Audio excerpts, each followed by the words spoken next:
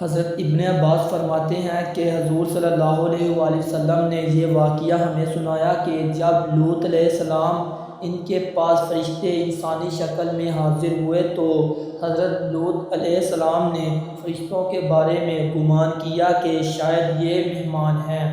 حضرت لوط علیہ السلام نے ان کو قریب بٹھایا۔ اس وقت حضرت لوط علیہ السلام کی 3 بیٹیوں نے خوبصورت مہمانوں کو حضرت لوط علیہ السلام کے پاس بیٹھا دیکھ لیا تو وہ قوم کے لوگوں کے پاس گئیں اور ان کو مہمانوں کی خبر دی۔ تو یہ سن کر لوطی لوگ بھاگ بھاگ کر حضرت لوط علیہ السلام کے گھر کی طرف پہنچے تو حضرت لوط علیہ السلام نے ان سے کہا، یہ تو میرے مہمان ہیں، تمہارے لیے میری بیٹیاں ہیں، یہ تمہارے لیے مہمانوں سے زیادہ پاک ہیں، اگر تم ان سے نکاح کر لو، ہمیں آپ کی بیٹیاں نہیں چاہیے، جو ہم چاہتے ہیں وہ آپ جانتے ہیں۔ لوط علیہ السلام نے ان سے کہا، کاش مجھے تم سے مقابلے کی قوت ہوتی یا مضبوط پناہ ہوتی۔ یہ سب گفتگو اس وقت جبرائیل مہمان کی صورت میں سن رہے تھے۔ وہ کہنے لگے، اے لوط علیہ السلام، غم نہ کر، ہم تو آپ کے رب کی طرف سے بھیجے ہوئے ہیں، یہ آپ کو کچھ نقصان نہیں پہنچا سکتے۔ چنانچہ جبرائیل علیہ السلام نے اللہ کے حکم سے ان کی آنکھوں کو اندھا کر دیا، وہ سب پلٹ گئے، یہاں تک کہ گھر سے باہر نکل آئے اور دروازے پر کھڑے لوگ سے کہا، ہم اس وقت بہت بڑے جادوگر کے پاس سے آ رہے ہیں، اس نے ہمیں اندھا کر دیا تھا، جس کی وجہ سے ہم آپس میں الجھ کر آ گئے۔ پھر اس قوم پر رات کو اللہ کا عذاب نازل ہوا۔ جبرائیل نے پوری بستی کو اٹھایا اور آسمان کی طرف چلے۔ پھر جبرائیل الفی آسمان و زمین کے درمیان متعلق ہو گئے، یہاں تک کہ وہ لوگ آسمان کے پرندوں کی آوازیں سن رہے تھے۔ پھر جبرائیل نے پوری بستی کو زمین پر الٹ دیا، پھر ایک خوفناک طوفان ہوا ان پر مسلط کی گئی، پھر اس کے بعد ان پر پتھروں کی بارش کی گئی۔ اس طرح سے قوم لوط 3 عذابات کا شکار ہو کر جہنم کا ایندھن بن گئے۔ مسلمانوں کو تکلیف دینے والی چیزوں کو دور کرنے پر مغفرت۔ حضرت ابو ہریرہ رضی اللہ تعالیٰ عنہ فرماتے ہیں کہ حضور صلی اللہ علیہ وآلہ وسلم نے ہمیں یہ واقعہ سنایا۔ بخاری شریف۔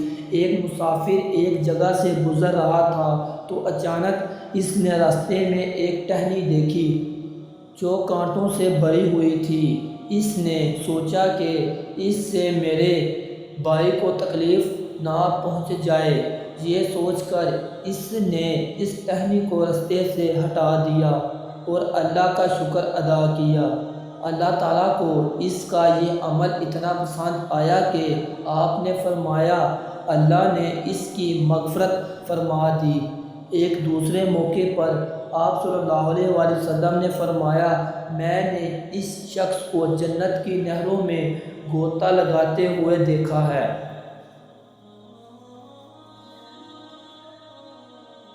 سیدنا ابراہیم علیہ السلام کی ملک الموت سے ملاقات۔ حضرت عبید بن عمیر سے روایت ہے، حضرت سیدنا ابراہیم علیہ السلام ایک دن اپنے گھر میں تشریف فرما تھے تو اچانک گھر کے اندر ایک حسین جمیل نوجوان داخل ہوا۔ آپ نے پوچھا، اے اللہ کے بندے، تجھ کو اس گھر کے اندر کس نے داخل ہونے کی اجازت دی ہے؟ اس نے کہا، گھر والے نے۔ اس سے مراد تھی کہ اللہ تعالیٰ نے، کیوں نہ کہ تمام کائنات کا وہی مالک ہے۔ آپ نے فرمایا، بے شک گھر والے کو اس کا اختیار ہے، لیکن یہ تو بتا کہ تم کون ہو؟ اس نے کہا، میں ملک الموت ہوں۔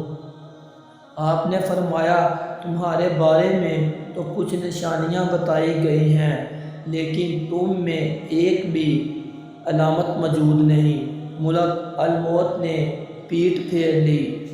اب آپ نے جو دیکھا تو ان کے جسم پر آنکھیں ہی آنکھیں نظر آنے لگیں اور جسم کا ہر بال نوک دار تیر کی طرح کھڑا تھا۔